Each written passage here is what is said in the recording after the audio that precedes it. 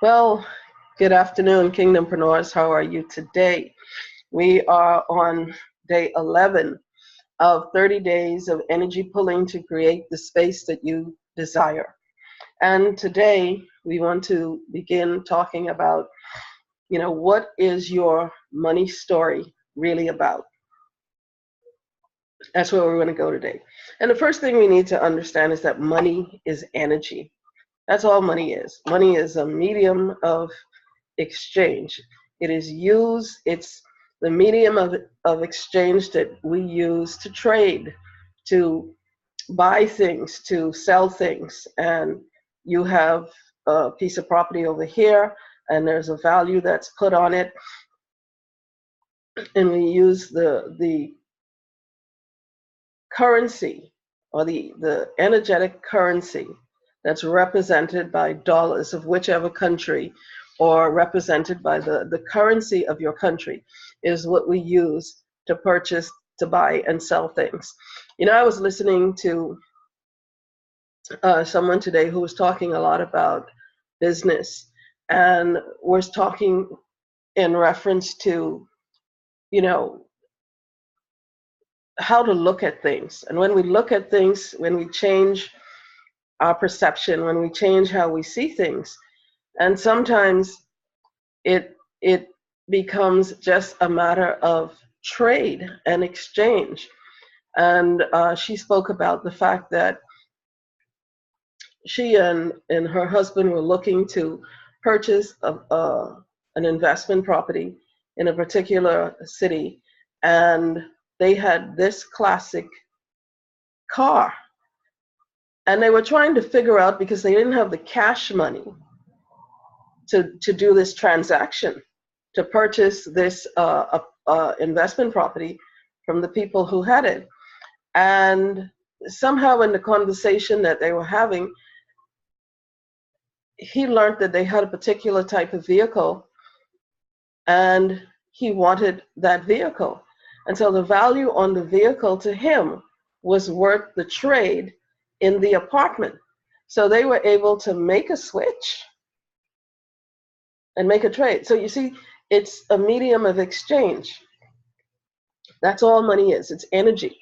Did any physical, what we would call cash paper transaction happen as far as dollars or currency was concerned? The answer is yes and no. Yes, no, in the sense that, they had something that was worth what he considered of value to him to trade for the apartment that he wanted to get. And for them, the apartment was worth the trade for the vehicle. Now, as we look at our money stories, and that's pretty good, because that alone is a tool, and it helps us to begin to look at things in a different way. Now, oftentimes, what our money story really is about, and what I mean by our money story, what is it really about? How do you relate to money? Do you hoard money? Do you just spend money without any concern? Do you pretend as if money is not real or it's not there? If the bill is coming, do you pretend that you don't know that the bill came in the mail, and you just ignore it until it's hitting you right in the face? The reason that you would probably do that is because somewhere in your childhood, you were taught that money was evil, or that money was something that you really shouldn't have, or it's a necessary evil. Or you heard your family arguing about money, or money was tight when you were young, and you decided as you got older, money doesn't last, and if you don't spend it on what you want, you're not going to enjoy it. Or maybe you saw your family just working hard and they only could pay bills and to make ends meet, and it was never enough. And so now you've decided that I'm just going to spend the money as quickly as it come in. I'm going to spend it before, the mortgage payment is due, or the rent payment is due. Or you avoid taking on responsibilities because it means that you have to be accountable for money. All of that is a part of your relationship with money, which makes up your money story. Or are you very frugal with money? And again, it coming from, you could have grown up in the same environment that I just explained and come away from that environment saying, you know what, I'm going to learn to manage my money a lot better than my parents did. And so because of that, you are kind of, frugal with your money. You could even be on the cheap side with your money. And again, that's coming because your relationship with money is not balanced. And what we're going to talk about in the next couple of days is how do you get your money story correct? Because when we talk about your vision in the world, your vision is going to require you having money to bring it to pass. And having that money means that you have to begin to look at money as something that you can have.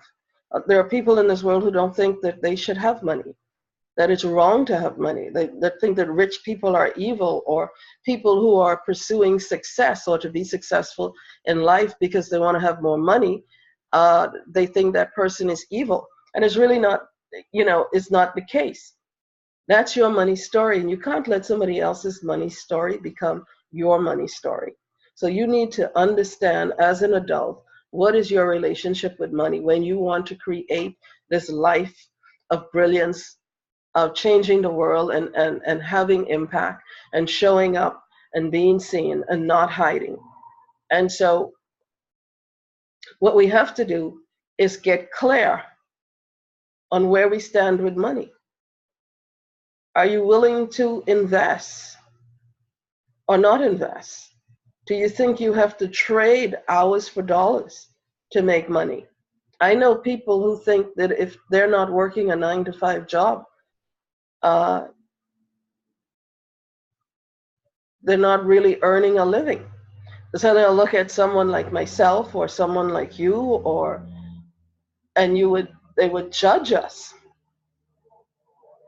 And we can't let their judgment stop us from being who we are meant to be in the world. Because the truth of the matter is, the power to get wealth, which includes money, comes from the Creator. Yahweh said in Deuteronomy 8:18 that it is Yahweh, the Lord thy God, that gives you power to get wealth. Why?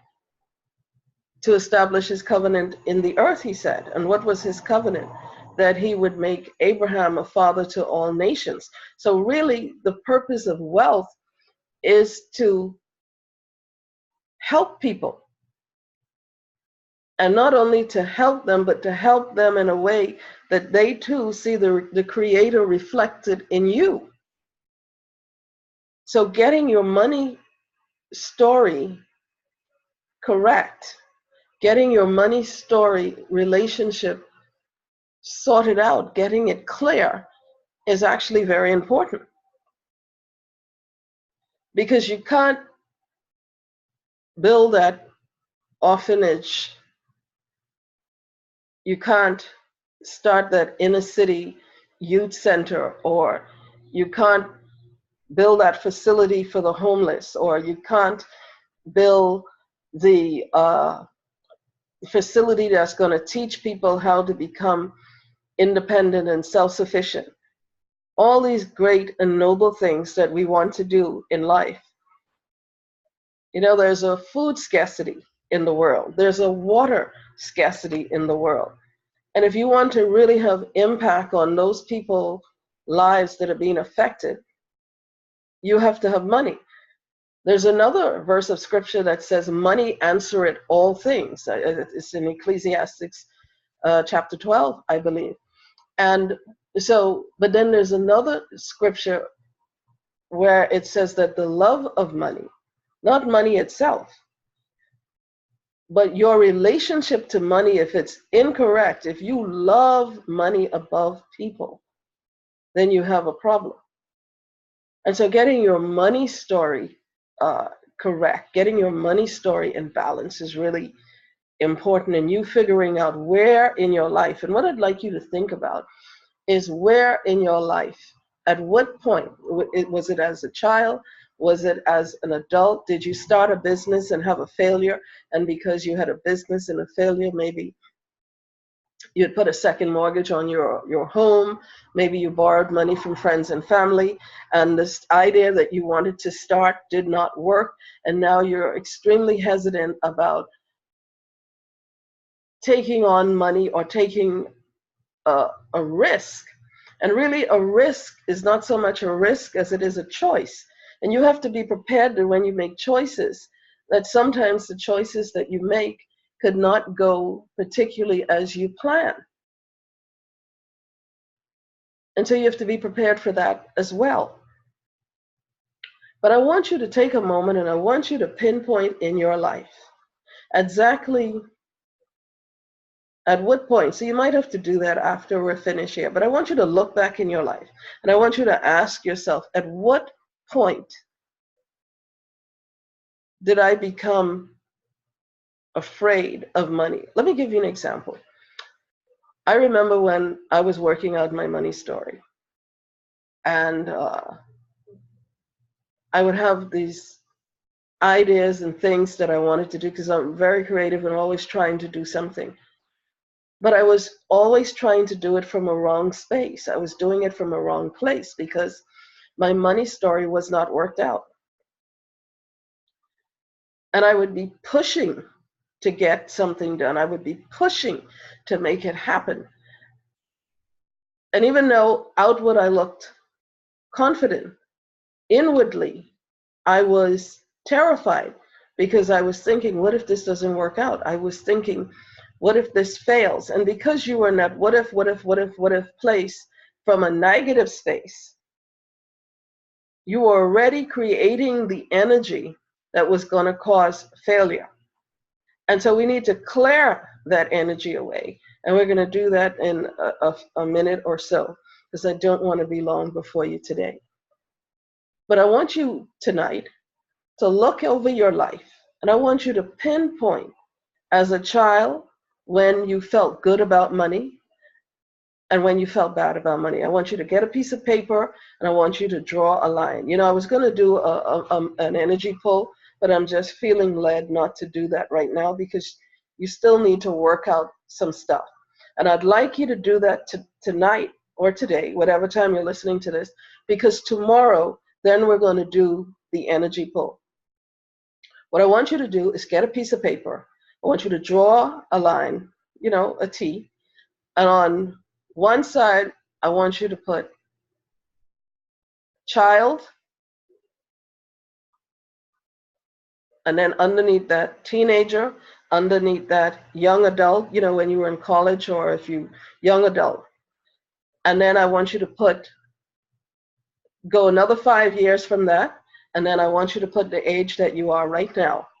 And then on the next side of that, I want you to write your money story, good or bad. So let's change that whole, scrap that, let's change it.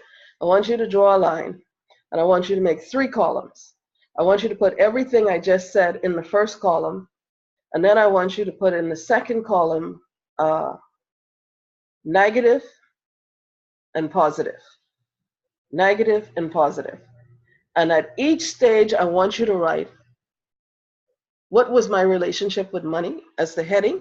And then underneath that, in each of those spaces, next to each of those line items, I want you to state what was your negative reaction with money at that age and what was a positive. And then at the end of it, I want you to write, after looking at that, how has that run through the course of my life to the point that I am right now? And then I want you to ask, what is my relationship with money now that you've done that little exercise? And I just want you to think about that, ponder with that, run it over in your mind. And then I'd like you to ask yourself, sometime tomorrow, where would I like my relationship with money to be? What is my vision? What is my purpose? What is my plan? What is it that I'm really trying to do in life? Where is it that I really want to go? And what kind of money am I going to need? Don't put a figure yet. Just because that's not the issue. The amount is not the issue at all. I want you to know that. Really and truly, the amount is not the issue. Because I can remember when I used to have feelings of anxiety. You know, there's a project that I want to do that the first phase of the project is like $7 million. And I remember when I first started working on this project, beginning to, just think about it, dream about it. And then when I started to write it, I would become overwhelmed because the costs was so high. Payroll was going to be so high. And I would just, hold my head and think, oh my gosh, I'm not going to be able to do this. Where am I going to get this kind of money? Who's going to lend me this kind of money? Where's this money going to come from? I was freaking myself out. And we don't need to do that. We don't need to do that. Because everything you need, my sweet, sweet KingdomPreneurs, my dear fellow entrepreneurs, you already have. I kid you not. You already have it.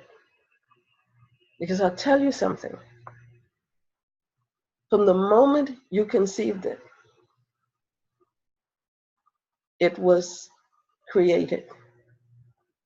And it's hanging energetically out there, waiting on you to become one with it and to receive it without any limitations attached to it. And I'm going to leave it right there. So you do that little exercise that I gave you, and tomorrow we're going to do the energy pull, because you need to kind of figure these things out. And ask yourself, what is it that I really want to do? Money is no longer an object now. What is it I really want to do in the world?